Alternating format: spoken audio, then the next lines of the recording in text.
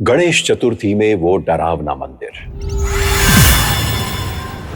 ये कहानी सुकुमार की है, जो जयपुर में रहने वाला एक 26 साल का नौजवान था। वह भगवान गणेश का परम भक्त था और एक प्रतिष्ठित कंपनी में काम करता था, जहां उसका काम विभिन्न ऐतिहासिक जगहों को एक्सप्लोर कर उन पर लेख लिखना था। हर साल गणेश चतुर्थी के मौके पर सुकुमार अपने घर लौटता था, लेकिन इस बार किस्मत ने उसके साथ एक अजीब खेल खेला।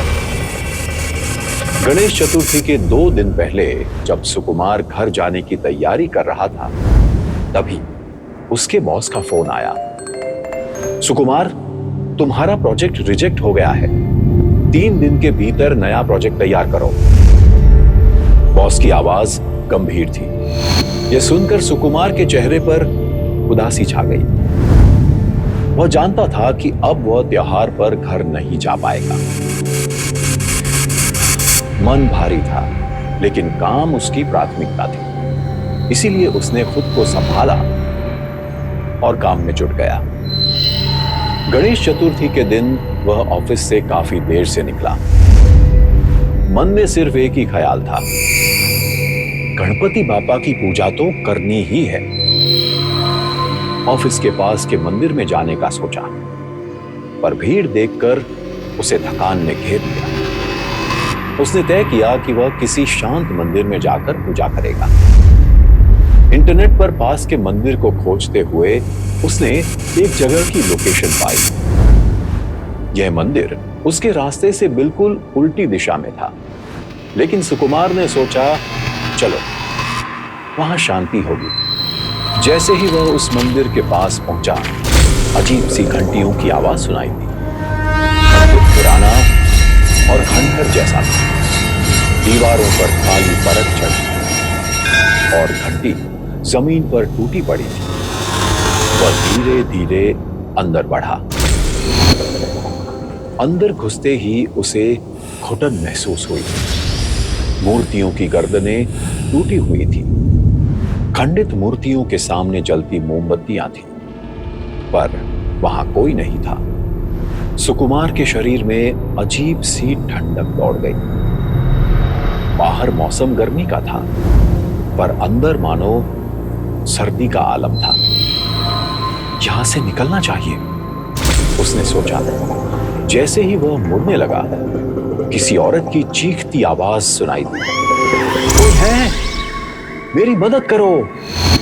सुकुमार रुक गया। आवाज मंदिर के अंदर से आ रही थी। उसका दिल धड़क उठा। कहीं कोई मुसीबत में तो नहीं, उसने सोचा। वह आवाज की दिशा में बढ़ने लगा। जैसे ही वह मंदिर के अंदरूनी हिस्से में पहुंचा, उसे एक छोटा कमरा दिखा। कमरे में कई पुरानी पोटलियां बिखरी पड़ी थी। अचानक दरवाजा अपने आप बंद हो गया। सुकुमार फंस चुका था। वह दरवाजे को धक्का देने लगा, जोर जोर से चिल्लाने लगा। तभी पीछे से अजीब सी खरोंचने की आवाज आई। उसने मुड़कर देखा तो एक औरत दीवार की तरफ मुंह किए उसे खुरच रही। उसका दिल जोर से धड़कने लगा। वह घबराकर गणपति का जाप करने लगा। औरत अचानक रुकी और फिर धीरे धीरे उसकी तरफ बढ़ी। उसके बाल बिखरे हुए थे, कपड़े धूल और गंदगी से सने थे, लेकिन सबसे भयानक था उसका चेहरा। उसकी आंखें पिघली हुई थी। वह धीमी आवाज में बोली, मुझे बचाओ, उसने मुझे कैद कर लिया है। मुझे बचाओ, उसने मुझे कैद कर लिया है। सुकुमार की सांसें अटक गई। तभी कमरे में चारों तरफ से आत्माएं निकलने लगी। छत से, दीवारों से, जमीन से। सभी आत्माओं की आंखें पिघली हुई थी।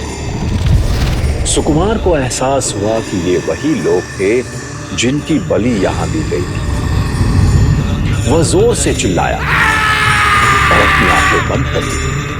मन ही मन गणपति बापा का नाम लेने लगा। कुछ भी पल तक उसे याद नहीं था कि वह कैसे बेहोश हुआ। जब उसकी आंखें खुली, वह अपनी गाड़ी में बैठा था।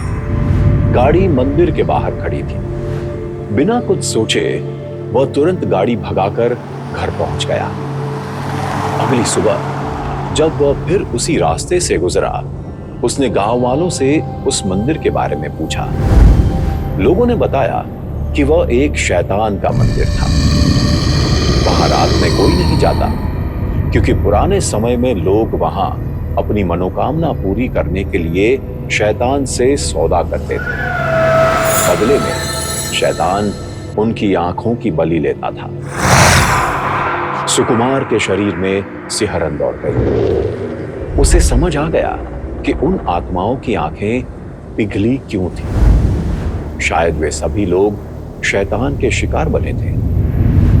वह आज भी सोचता है कि वह उस शैतानी मंदिर से बचकर कैसे निकला। क्या यह सच में गणपति बाप्पा का चमत्कार था? आपको क्या लगता है? हमें कमेंट्स में जरूर बताइए। धन्यवाद।